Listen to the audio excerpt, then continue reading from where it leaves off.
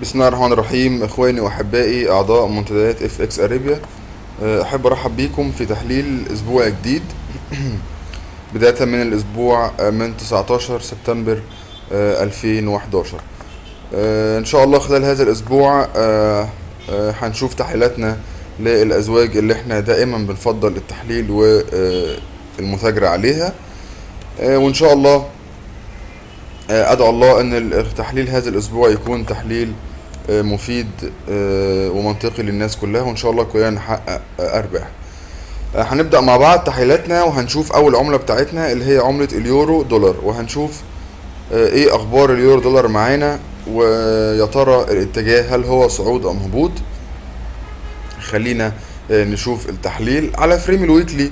الاسبوعين ما قبل الماضيين كانوا اغلقوا بهبوط قوي جدا، وشمعة الاسبوع الماضي اغلقت شبه شمعة صاعدة، لكن لازال السعر بيتداول تحت الترند المكسور على فريم الويكلي اللي هو موضح عندنا قدامنا بالشارت هنا. واعتقد ان السعر اللي قفل عند مستويات حوالي 1.38، اعتقد ان هو كان قد يعود الى اعادة الاختبار عند هذا الترند المكسور، واللي بيتواجد عنده ايضا مستويات الموفينج افريج 200 الويكلي اللي هي مستويات قوية جدا، والسعر قدر ان هو يقفل فوق مستويات الموفينج 100 الويكلي اللي هي مستويات قوية ايضا. لا زالت فقاعة اليونان التي اللي هي على وشك الافلاس بحوالي 98% على وشك الافلاس اليونان، واللي هتتضرر من كده هي بنوك فرنسا اللي هي لها نسبة 70% او اكتر من الديون اليونانية، بالذات بنوك كريدي اجريكول وبي ام بي باريبا وسوستي جنرال. البنوك دي اعتقد انها قد تؤثر كثيرا على الاقتصاد الفرنسي او على اليورو بشكل عام، في حال اعلان رسميا افلاس اليونان وعدم قدرتها على سداد الديون بتاعتها.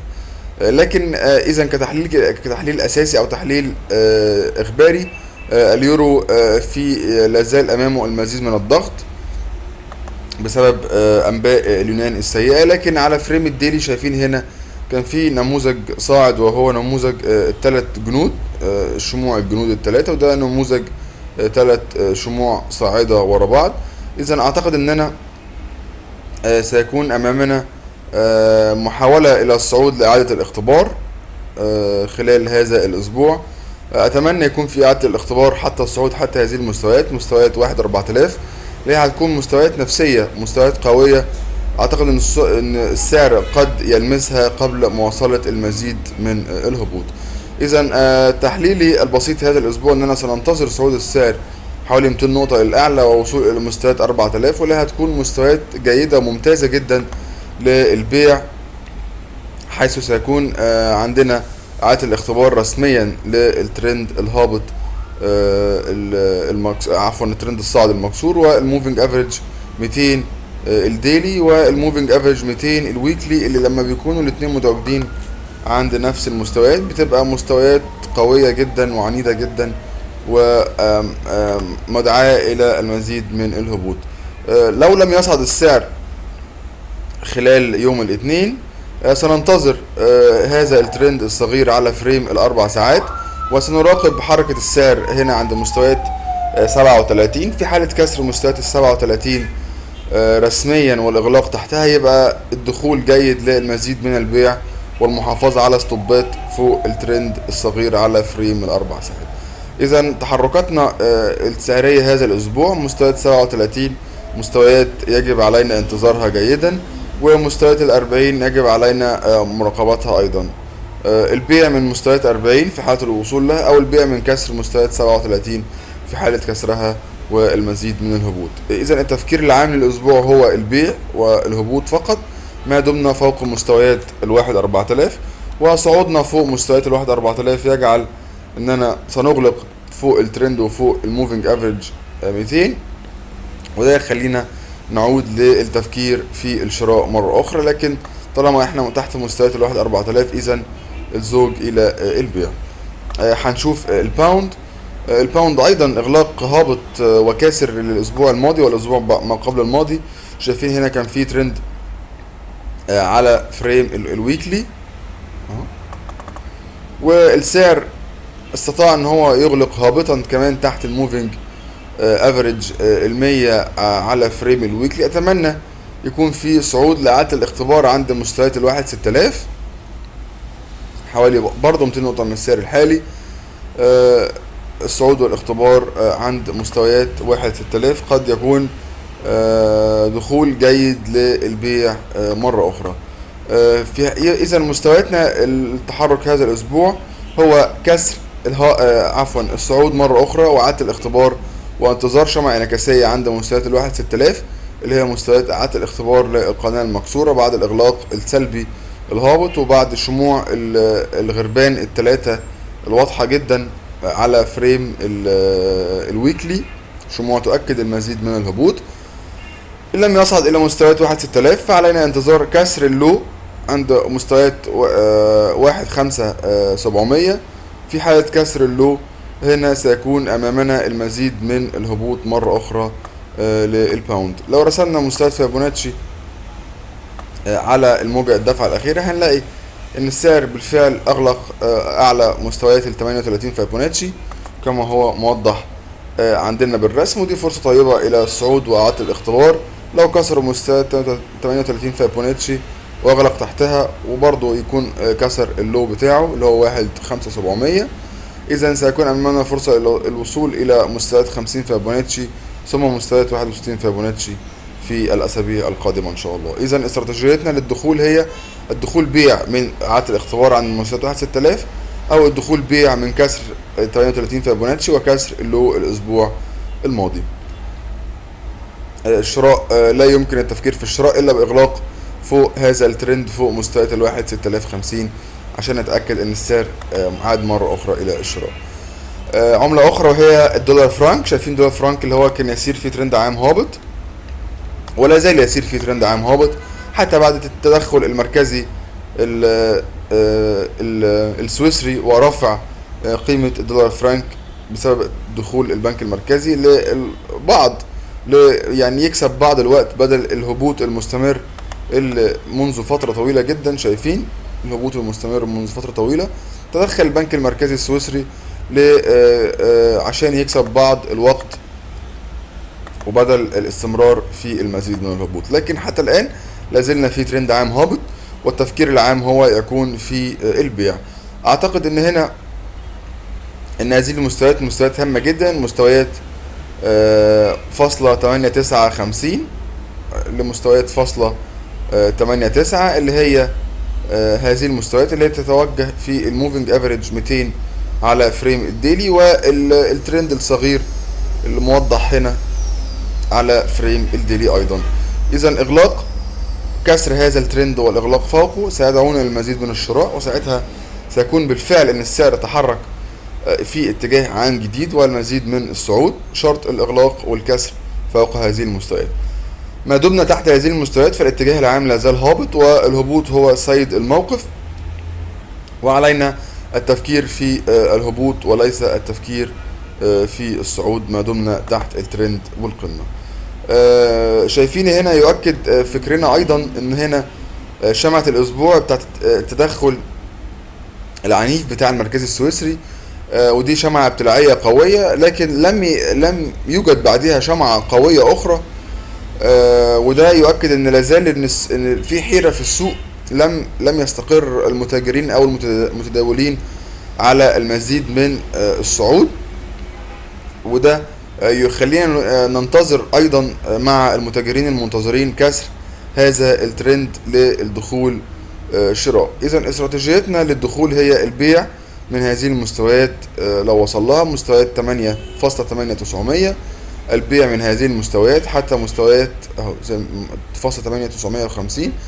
لو كسر واغلق فوق هذا الترند وفوق قمة الاسبوع السابقة يعني لو قدرنا ان احنا نقفل فوق مستويات 8925 اللي هي تعتبر عند الترند، مستويات 8950 هي المستويات الذهبية خلال هذا الاسبوع. لو حصل اغلاق صاعد كاسر لهذا القمة السابقة والترند يبقى هيبقى المزيد من الصعود ان هيكون كل حاجة اتكسرت او البيع هنا والمحافظة على ستوبات صغيرة هنا لو اتضربت ممكن الدخول شراء.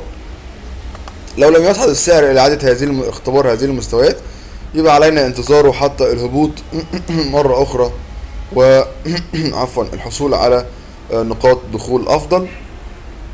لكن نقاط الدخول أفضل هي تكون من هذه المستويات. الأسترالي دولار الذي يسير في قناة صعدة منذ فترة طويلة، منذ فبراير 2009 بسبب صعود الذهب القوي في هذه الأثناء، لكن نجد أن الأسترالي دولار الآن على مشارف الارتداد أو على مشارف الارتكاز على الترند الصاعد الذي هو يسير فيه، أو هذه القناة الصاعدة.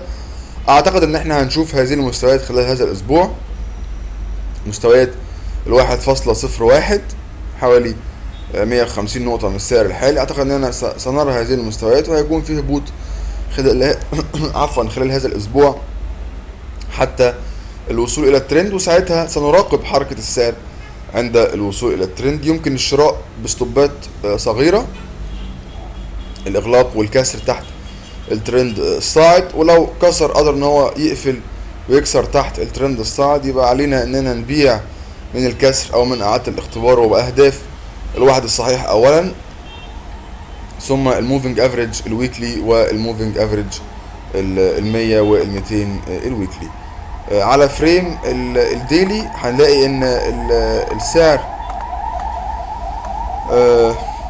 اعادة اغلق تحت الموفينج 200 الديلي وعاد الى اعاده الاختبار، واعتقد اننا سنرى هبوط للاسترالي دولار خلال يوم الاثنين والثلاث، او خلال هذا الاسبوع، حتى نصل الى 1.1، ودي مستويات نفسيه تاريخيه قويه. لو وصلنا لها وكسرنا لها، يبقى احنا غالبا سنهبط الى اللو السابق اللي هو عند مستويات الواحد الصحيح، ثم المزيد من الهبوط مره اخرى كما هو متوقع للأسترالي بسبب قوة في أداء الدولار خلال الأسابيع الماضية. هنحلل السلعتين اللي احنا بنحب نحللهم، اللي هي الذهب والفضة. الذهب الذي يسير باقتدار فوق القناة المكسورة الصاعدة، واعتقد ان هو فعلا عمل اعادة اختبار للقناة الصاعدة، لكنه شكله يعود مرة اخرى للمزيد من اعادة الاختبار، واعتقد اننا سنرى مستويات 1750 خلال هذا الاسبوع، والتي تتمثل في اعادة اختبار للقناة المكسورة. عند الوصول لهذه المستويات علينا مراقبة السعر، فالمزيد من الصعود الى الذهب في ترنده العام الصاعد القوي، او في حالة الاغلاق تحت مستويات 1750 والوصول الى مستويات 1700 واغلاق كاسر هابط، سيكون امامنا الوصول مرة اخرى حتى ضلع القناة السفلي، وسيكون امامنا المزيد من الهبوط حوالي 300 نقطة في الهبوط، لكن ده امر مستبعد نسبيا بسبب قوة الذهب المفرطة خلال الايام السابقة، والترند العام القوي جدا اللي يسير فيه منذ بداية الازمة العالمية في 2008. اذا استراتيجيتنا للحركة هذا الاسبوع هو انتظار الذهب عند مستويات 1750 ومراقبة السعر. يمكن الشراء هنا مع وضع ستوب لوز حوالي $50، او وضع ستوب لوز مستويات 1700. لو وصل 1700 اذا سننتظر، ولا يوجد شراء في هذه اللحظة حتى الهبوط والحصول على مستويات افضل للشراء. الفضة بالفعل اللي هي قدرت انها تكسر القناة التي تسير فيها، وقامت بعمل اعادة اختبار واضحة جدا على الموفينج افريج 200، وقدرت ان هي تغلق اغلاق هابط، ويمكن البيع مع افتتاح السوق بشرط المحافظة على ستوب لوز 41 او 41. لو وصلنا الى مستويات 41 اذا سيكون امامنا فرصة للمزيد من الصعود، وهيكون ده كسر كاذب للقناة التي يسير فيها الفضة. اذا مستويات 41 طالما احنا تحتيها، فالفضة ستكون للمزيد من الهبوط بعد الكسر والاغلاق واعادة الاختبار الواضح جدا، او البيع المستمر للفضة خلال هذا الاسبوع، وحتى اللو السابق اللي هي مستوى 39 قد نصل اليها مرة اخرى خلال هذا الاسبوع. اذا ده تحليلنا العام في قوة للدولار خلال هذا الاسبوع او خلال الاسابيع الماضية، ادت الى كسر عدة ترندات قوية لليورو والدولار، وسننتظر الاسترالي، وسننتظر ايضا الدولار فرانك عند المستويات اللي احنا حددناها. احب اشكركم على حسن استماعكم للتحليل، وان شاء الله يكون التحليل موفق، وان شاء الله سنحاول ان احنا يكون عندنا متابعة اكتر ومتابعة ادق للتحليل الاسبوعي، وان شاء الله ننزل تحليل مع اغلاق كل يوم يكون في اضافة جديدة ومناقشة عن حركة التحليل خلال الاسبوع. احب اشكركم على حسن استماعكم، وان شاء الله لنا متابعة وسط الاسبوع. شكرا لكم، والسلام عليكم ورحمة الله وبركاته.